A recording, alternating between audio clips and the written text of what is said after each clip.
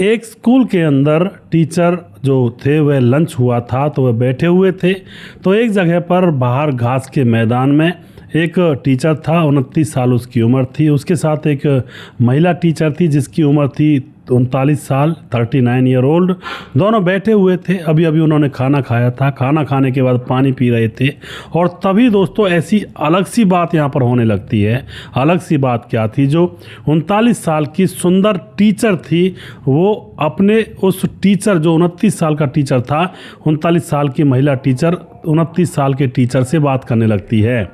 वह कहती है कि देखो, हम दोनों का प्यार तब तो लगातार बना रह सकता है जब तुम मेरी सगी बेटी से शादी कर लो। सगी बेटी जो 21 साल की है उससे शादी कर लेते हो तुम, तो फिर हमारा प्यार लगातार बना रहेगा और हमारा मिलन ज़िंदगी भर बना रहेगा, होता रहेगा। मगर यह बात सुन कर के जो प्रेमी होता है वह कहता है कि इस काम को करना इतना आसान नहीं है। और उसके बाद दोस्तों यह कोशिश भी करते हैं, लेकिन इनकी कोशिश पता नहीं कैसे फ्लॉप हो जाती है और इस कहानी में एक हत्या होती है, एक निर्दोष आदमी की जान चली जाती है। आखिर क्या हुआ था, पूरी कहानी यहाँ पर जानेंगे। वीडियो को लास्ट तक ज़रूर देखा करें दोस्तों, क्योंकि इन वीडियो से हमें बहुत कुछ सीखने को मिलता है। नमस्कार, मैं हूं सुदेश कुमार और तिरछी बात चैनल में आपका स्वागत है। यह घटना घटित होती है हरियाणा के गुरुग्राम के अंदर। बादशाहपुर इलाका पड़ता है जहां पर बड़ा बाजार है। वहां पर 2023 में यह घटना घटित हुई थी। यहां पर रहते हैं मधुसूदन सिंगला, उम्र उनकी 52 साल है। शादी हो चुकी है 20 साल पहले। पत्नी का नाम सविता है। सविता की उम्र 39 ईयर ओल्ड है, 39 साल उम्र है उसकी। जो मधुसूदन सिंगला होते हैं 52 साल की उम्र है, 13 साल बड़े हैं कम से कम अपनी पत्नी से। और ये घर में रह करके सिलाई का छोटा सा काम करते हैं और उससे थोड़ी बहुत आमदनी घर में हो जाया करती है। जो इनकी पत्नी है वह स्कूल टीचर है और वहाँ पर पढ़ाने के लिए जाया करती है, वहाँ से कुछ गुजारा हो जाता है। 2 बेटियां हैं, 1 बेटा है। तीनों ही बच्चे जवान हो चुके हैं। बड़ी बेटी 21 साल की है, छोटी बेटी 19 साल की है। बड़ी बेटी का नाम रवीना है, छोटी बेटी 19 साल की है। उससे छोटा एक बेटा है 17 साल का। तीनों ही कॉलेज में पढ़ा करते हैं। कोई परेशानी नहीं, अच्छे से ज़िंदगी गुजर रही होती है इनकी। मगर दोस्तों जो मधुसूदन होते हैं वो घर पर अकेले रह जाया करते। पत्नी पढ़ाने चली जाया करती, बच्चे पढ़ने चले जाया करते और मधुसूदन अकेला घर में रह जाया करता था। अब एक दिन की बात है, जो बड़ी बेटी रवीना होती है वह कॉलेज से आती है घर पर। आ करके एकदम से कमरे के अंदर जैसे घुसती है तो उसके पाँव कांपने लगते हैं, क्योंकि दोस्तों कमरे के अंदर उसका पिता खून से लथपथ लहूलुहान अवस्था में पड़ा हुआ था। और यह तारीख थी 26 जून 2023। पिता खून से लथपथ, उसकी नाड़ी नब्ज सब बंद थी, इसका मतलब उसकी मौत हो चुकी थी। लड़की जो बड़ी बेटी रवीना होती है वह रोती रोती अपने पड़ोस में रह रहे चाचा सोनू के पास जाती है। कहती है, चाचा चाचा पापा को क्या हो गया, किसी ने मार दिया। सोनू आता है भाग करके, बाकी घर वाले भाग करके आते हैं, देखते हैं नब्ज नाड़ी तो वह मर चुका था। और उसके बाद पूरी भीड़ वहाँ पर इकट्ठी हो जाती है। और उसके बाद तो यहाँ पर दोस्तों लोगों का तांता सा जुड़ जाता है। पुलिस को बुलाया जाता है, पुलिस आती है। आकर के पुलिस सीधा सीधा देखती है भाई सर पर वार किया गया है किसी धारदार हथियार से, और उसके पेट में भी वार किया गया, गले पर कट लगाया गया है। यानी कि किसी ने भी जिसने मारा है निर्मम तरीके से इसकी हत्या की है। और सामान बिखरा हुआ पड़ा था, शायद कोई लूटपाट का मामला भी हो। पत्नी सविता भी आ जाती है, उससे पूछा जाता है पुलिस के द्वारा क्या क्या सामान यहाँ से चोरी हो गया है, लेकिन सविता अच्छे से बता नहीं पा रही थी। लेकिन दोस्तों यहाँ पर यह भी पूछती है पुलिस सविता से, तुम्हें किसी के ऊपर शक हो? को किसी के ऊपर शक होता है ना कई बार, लेकिन यह कहती है सविता, नहीं मुझे किसी के ऊपर शक नहीं है। और उसके बाद दोस्तों यहाँ पर क्या होता है, शक भी नहीं होता है इसको, तो पुलिस अपनी जांच पड़ताल आगे बढ़ाती है। पड़ोसियों से पूछताछ करती है तो पड़ोसियों ने एक यहाँ पर राज खोला कि कई लाख रुपए की इन्होंने ज़मीन बेची है और हत्या से पहले एक आदमी को यहाँ पर देखा था। एक अज्ञात व्यक्ति था जो अड़ोस पड़ोस के लोगों ने इसके पास बैठा हुआ बात करता हुआ देखा था। अब उसके बारे में जानते कोई नहीं थे, तो अब क्या बताएं उसके बाद। तो उसके बाद पुलिस जो होती है सीसीटीवी कैमरे खंगालती है। और कैमरे जब खंगाले जाते हैं तो कैमरे में कुछ ऐसी तस्वीर यहाँ पर कैप्चर हो जाती है दोस्तों। तो कैमरे में ऐसी तस्वीर कैप्चर हो जाती है। कैमरे में क्या था, जो इसकी पत्नी थी जिसका नाम था सविता, उसके साथ एक और आदमी है, उसके हाथ में छाता है और वह वहाँ पर 2-3 चक्कर मार जाते हैं दिन की दोपहरी में 1 बजे।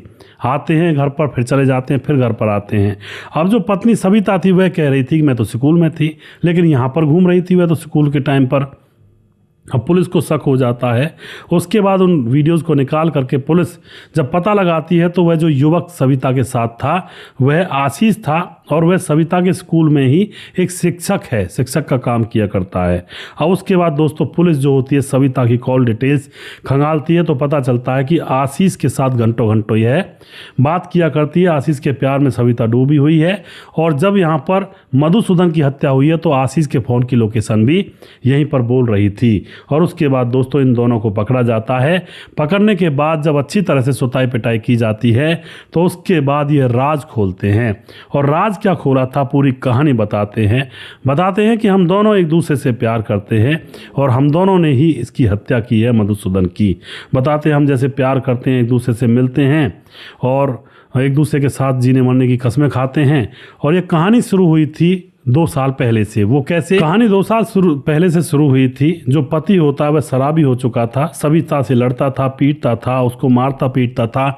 और यहाँ पर 8 साल से जो सविता वह स्कूल में पढ़ाने के लिए जाया करती थी, वापस आती तो बिना बात के पीट दिया करता, छोटी छोटी बातों पर झगड़े हो जाया करते। इस तरह से मामला चल रहा था। अब यह सविता बताती है कि मैं जैसे स्कूल में पढ़ाती हूँ तो वहाँ पर 2 साल पहले आशीष नाम का एक लड़का जिसकी उम्र फिलहाल 29 साल है, उस टाइम 27 साल थी, वह टीचर बनकर आता है उस स्कूल के अंदर। तो इन दोनों की नज़दीकियाँ बढ़ती हैं, नज़दीकियों में दोनों को प्यार हो जाता है, और प्यार भी इतना गहरा हो चुका था कि अब ये दोनों एक दूसरे से वो होटल्स वगैरह में मिलने लगते हैं, संबंध इनके बनने लगते हैं, खूब प्यार आराम से चल रहा होता है। 2 साल गुजर जाते हैं, और 2 साल गुजरने के बाद इन दोनों को लगता है कि हम दोनों एक साथ रहने चाहिए, क्योंकि हम दोनों एक साथ नहीं रहे तो फिर हमारी ज़िंदगी बेकार है, क्योंकि हम प्यार इतना करते हैं।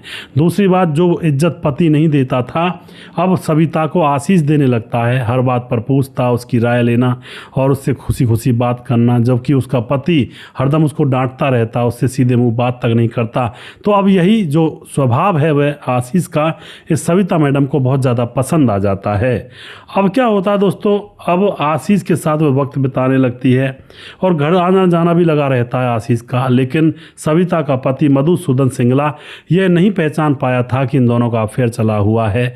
वह यही समझता था कि स्कूल का कोई काम होगा, इसलिए आशीष यहाँ पर आ जाता है। और कई बार तो घर में भी तब संबंध बने जब घर पर पति नहीं था। इस तरह से इनका मामला यहाँ पर चल रहा था। अब क्या होता है दोस्तों, अब ये दोनों एक दूसरे के साथ जीवन भर रहने की प्लानिंग करने लगते हैं।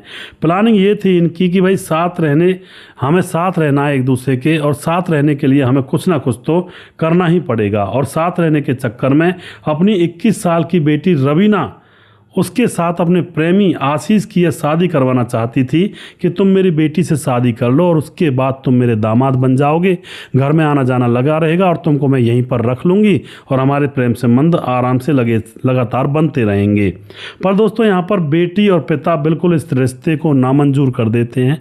बेटी भी कह देती है कि नहीं मुझे शादी नहीं करनी इनसे, और यह मुझसे कम से कम मुझसे ये 8 साल बड़ा है, मुझे इससे शादी नहीं करनी।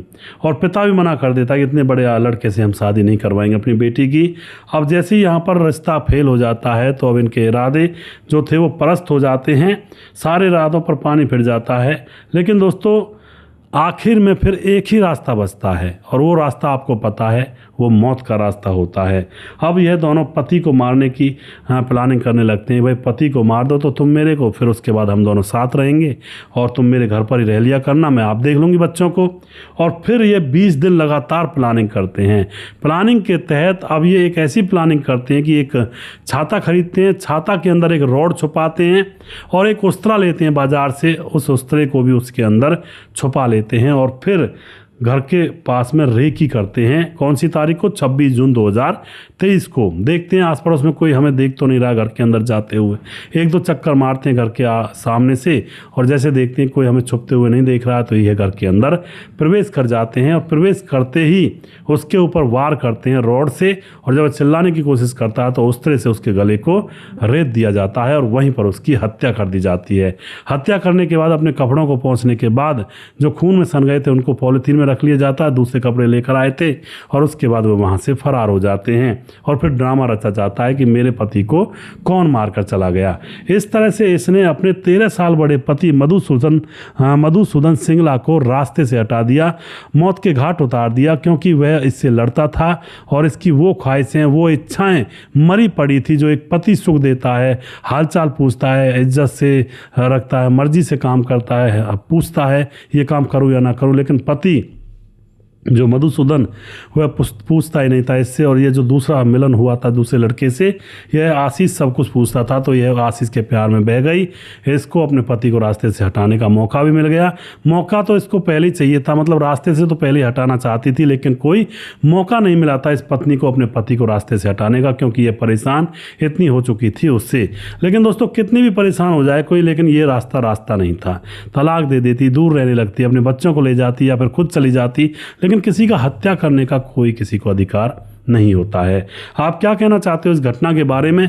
अपनी राय कमेंट बॉक्स में लिख सकते हैं, लोगों के साथ शेयर कर सकते हैं। और वीडियो के लास्ट में कुछ भाइयों के नाम लेना चाहूँगा जो हमारे वीडियोस को देखते हैं और हमें खूब सपोर्ट करते हैं। हमारे साथ हैं मुकेश कुमार यूपी 83 से लगातार कमेंट करते हैं, भाई का बहुत बहुत धन्यवाद करता हूँ। उसके बाद समाधान पाटिल जलगांव महाराज से कमेंट करते हैं, राम गोसाई कमेंट करते हैं हमारे लगातार, देवेंद्र कुमार कमेंट करते हैं, सुजीत कुमार नमस्कार गुरुजी राधे राधे कमेंट करते हैं, रतनलाल शर्मा कमेंट करते हैं, हरिकेश अम्बेडकर जी के भी कमेंट करते हैं, दिनेश कृष्णा का दास कमेंट करते हैं। उसके बाद धर्मेश के कुमार पटेल कमेंट करते हैं, और उसके बाद हमारे साथ गणेश सोनू हैं मुकेश कुमार यूपी 83 से। धीरज बर्नवाल हमारे भाई लगातार कमेंट करते हैं और हमारे साथ बने रहते हैं और अपना अच्छा कमेंट डालते हैं, बहुत बहुत धन्यवाद करते हैं भाई का। कृष्णा राम जानी कमेंट करते हैं, जफर इकबाल कमेंट करते हैं, सुजीत कुमार कमेंट करते हैं, और उसके बाद मोहम्मद जहांगीर कमेंट करते हैं, सर बहुत बढ़िया कहानी सुनाते हो, मैं बिहार मोतिहारी जिला से हूँ, मुंबई में काम करता हूँ, बहुत बहुत धन्यवाद जी। मोहम्मद मुनाजिर कमेंट करते हैं, और उदय नारायण कमेंट करते हैं, मोनू जैन कमेंट करते हैं, सूरज डी हमारे फिजी से कमेंट करते हैं, और जी मुनून श्रीवास्तव जी लगातार कमेंट करते हैं, हमारे वीडियोस पर बने रहते हैं, भाई का बहुत बहुत धन्यवाद करते हैं। राम मोहम्मद यासीन लाहौर पाकिस्तान से हैं, राधे श्याम शर्मा सिरसी जयपुर राजस्थान से, राजकिशोर चौरसिया महाबलेश्वर महाराज से कमेंट करते हैं, राधे श्याम शर्मा से जयपुर राजस्थान से कमेंट करते हैं, छगनदास खारडाबाद राजस्थान से कमेंट करते हैं, दुर्योधन भाई लगातार कमेंट करते हैं, और उसके बाद सुशील कुमार हमारे भाई लगातार कमेंट करते हैं, नामदेव कोहली हमारे भाई लगातार कमेंट करते हैं, और उसके बाद और भी जो भाई हैं जिनका नाम मैं नहीं ले पाया हूँ इस वीडियो में, अगले वीडियो में ज़रूर लूँगा। अगला वीडियो बहुत जल्दी फिर से लेकर आऊँगा, तब तक आप खुश रहें, सावधान रहें। जय हिंद, जय भारत।